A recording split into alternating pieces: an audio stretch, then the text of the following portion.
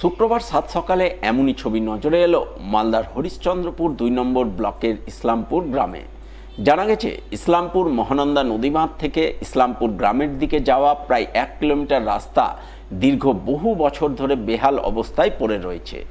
বর্তমানে সেই রাস্তার জায়গায় জায়গায় তৈরি হয়েছে জল কাদার বড় বড় খানাখন্দ।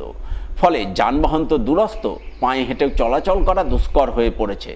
ছাত্রছাত্রীরা স্কুলে যেতে সমস্যায় পড়ছে। গ্রামে কেউ অসুস্থ হলে তাকে হাসপাতালে নিয়ে যাওয়ার জন্য অ্যাম্বুলেন্স মিলছে না।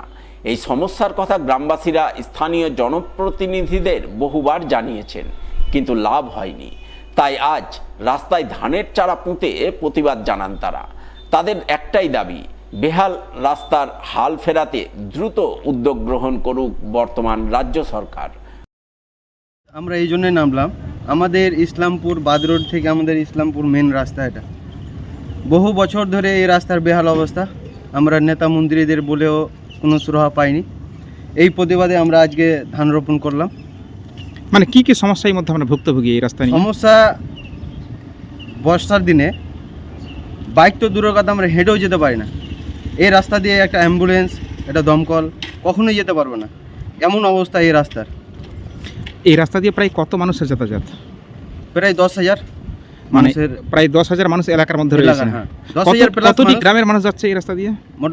প্রায় আপনার 10 প্লাস গ্রাম এই রাস্তার উপর দিয়ে চলাফেরা করে।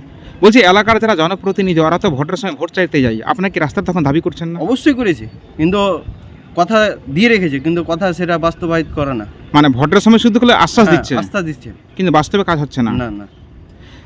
তো নতুন সরকার তো পালাবদল হয়েছে, অনেকেরই তো ভরসা ওই সরকারের উপরে। আপনাদের রাস্তা নিয়ে কি ভরসা দাবি করছেন? আমরা সরকারের কাছে আবেদন করব, আমাদের জন্য এই রাস্তাটা খুব তাড়াতাড়ি সুরাহা যেন হয়, নতুনভাবে রাস্তা তৈরি হয়, এটাই আবেদন করব নতুন সরকারের কাছে। এই রাস্তাটা হচ্ছে ইসলামপুর মহানন্দা বাদ রোড থেকে ইসলামপুর গ্রামের যাওয়ার রাস্তা। এই রাস্তা দীর্ঘদিন ধরে, অনেক দিন ধরে এই রাস্তা বেহাল অবস্থায় পড়ে রয়েছে। এই রাস্তা আমাদের যে গ্রাম ইসলামপুর, চাঁদপুর, খোপাকাটি, তেজিয়াঘাট, লক্ষণপুর, বড় লক্ষণপুর, অনেকটি গ্রাম আছে, প্রায় 10টি প্লাস।